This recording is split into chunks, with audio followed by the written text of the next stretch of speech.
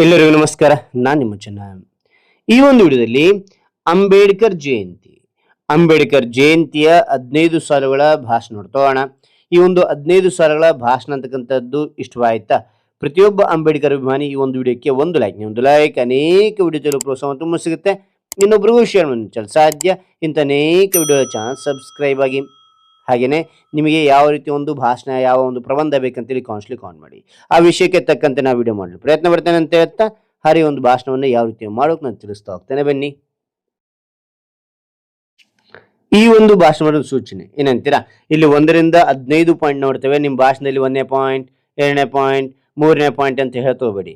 1ರಿಂದ 15 ಪಾಯಿಂಟ್ಗಳನ್ನು ಚೆನ್ನಾಗಿ ಕಲ್ತ್ಕೊಂಡು ಪರ್ಫೆಕ್ಟ್ ಆಗ್ರಿ. ಓಕೆನಾ? ಒಂದು ಪೇಜಲ್ಲಿ ಬರ್ಕೋರಿ, ಪರ್ಫೆಕ್ಟ್ ಆಗ್ರಿ. ಪರ್ಫೆಕ್ಟ್ ಅನ್ನಂದ್ರೆ ಏನು ಮಾಡ್ತೀರಾ ಅಂದ್ರೆ ಪಾಯಿಂಟ್ಗಳನ್ನು ಬಿಟ್ಬಿಡಿ, ವಿಷಯವನ್ನು ಮಾತ್ರ ಸ್ಟೆಪ್ ವೈಸ್ ಹೇಳ್ತಾ ಬನ್ನಿ. ಹೇಳುವಾಗ ಹಾವಭಾವ ಮೂಲಕ ಎಕ್ಸ್ಪ್ರೆಷನ್ ಕೊಡ್ತಾ ಹೇಳ್ತಾ ಹೋಗಿ. ಅವಾಗ ಏನಾಗುತ್ತೆ ಅಂದ್ರೆ ಚೆನ್ನಾಗಿ ಕೇಳೋರಿಗೆ ಅದ್ಭುತವಾಗಿರುತ್ತೆ ನಿಮ್ಮ ಭಾಷಣ. ರೈಟ್? ಹಾಗಾದರೆ ನಾನು ನಿಮ್ಗೆ ಇಲ್ಲಿ ಏನು ಮಾಡ್ತೇನೆ, ಪಾಯಿಂಟ್ ವೈಸ್ ತಿಳಿಸ್ತಾ ಹೋಗ್ತೇನೆ. ಓಕೆನಾ?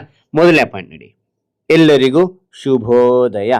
ಎಲ್ಲರಿಗೂ ಶುಭೋದಯ. 2ನೇ ಪಾಯಿಂಟ್, ನನ್ನ ಹೆಸರು ರಾಜು. ನನ್ನ ಹೆಸರು ರಾಜು. 3ನೇ ಪಾಯಿಂಟ್, ಇಂದು 14ನೇ ಏಪ್ರಿಲ್. ಇಂದು 14ನೇ ಏಪ್ರಿಲ್.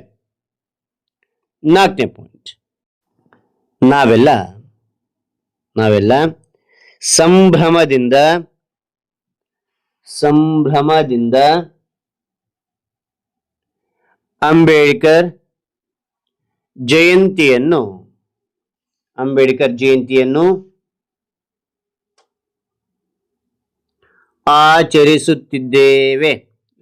ಆಚರಿಸುತ್ತಿದ್ದೇವೆ. ಮತ್ತೆ ನೋಡಿ, ನಾವೆಲ್ಲ ಸಂಭ್ರಮದಿಂದ ಅಂಬೇಡ್ಕರ್ ಜಯಂತಿಯನ್ನು ಆಚರಿಸುತ್ತಿದ್ದೇವೆ. 5ನೇ ಪಾಯಿಂಟ್, ಅಂಬೇಡ್ಕರ್ ಭಾರತದ ಮಹಾನ್ ಸಮಾಜ ಸುಧಾರಕರು. ಮಹಾನ್ ಸಮಾಜ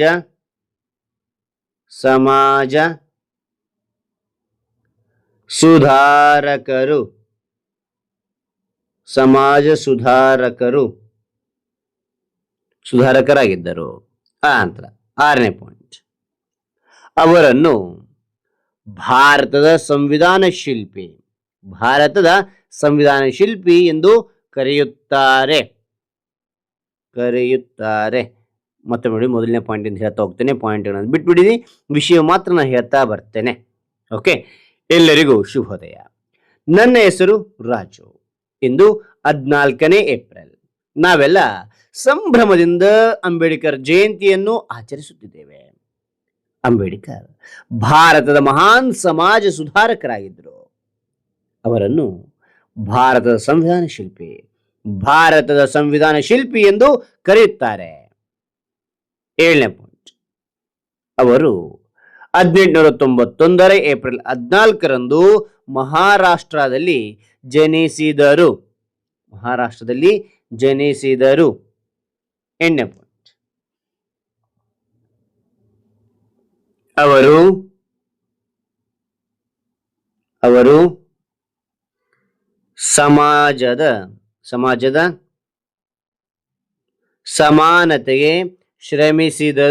ಅವರು ಸಮಾಜದ ಸಮಾನತೆಗೆ ಶ್ರಮಿಸಿದರು.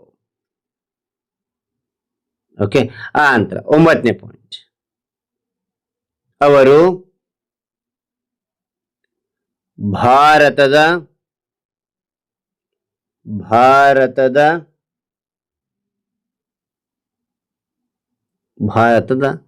ಮೊದಲ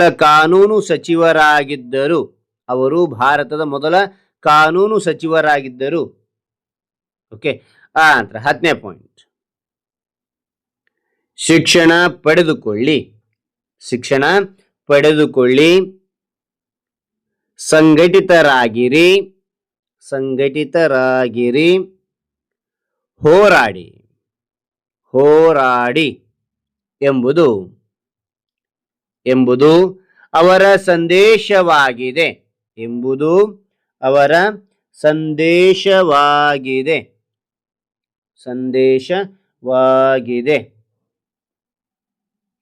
ಓಕೆ.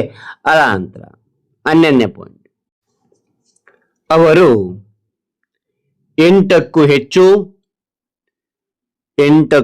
ಹೆಚ್ಚು ಉನ್ನತ ಪದವಿಗಳನ್ನು ಪಡೆದಿದ್ದಾರೆ.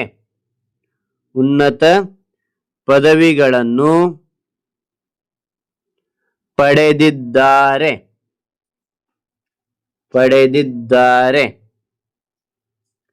ಓಕೆ, ಪಡೆದಿದ್ದಾರೆ. 12ನೇ ಪಾಯಿಂಟ್, ಬೌದ್ಧ ಧರ್ಮ ಸ್ವೀಕರಿಸಿದ ಅವರು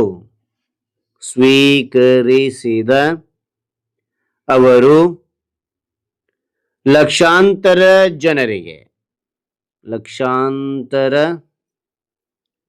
ಜನರಿಗೆ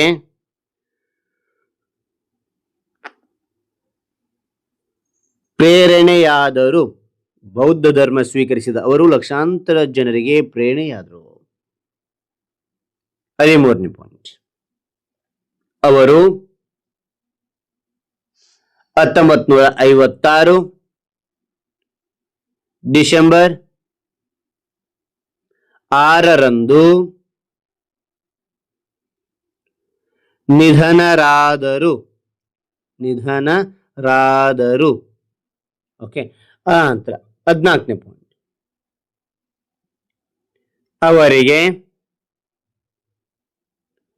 ಮರಣೋತ್ತರ ಭಾರತ ರತ್ನ ನೀಡಿ ಗೌರವಿಸಲಾಗಿದೆ.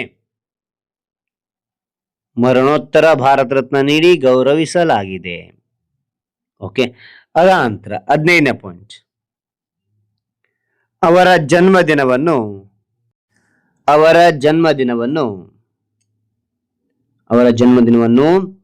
ಸಮಾನತೆ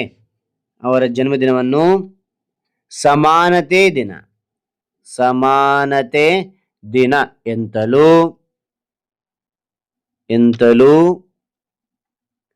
ಆಚರಿಸಲಾಗುತ್ತದೆ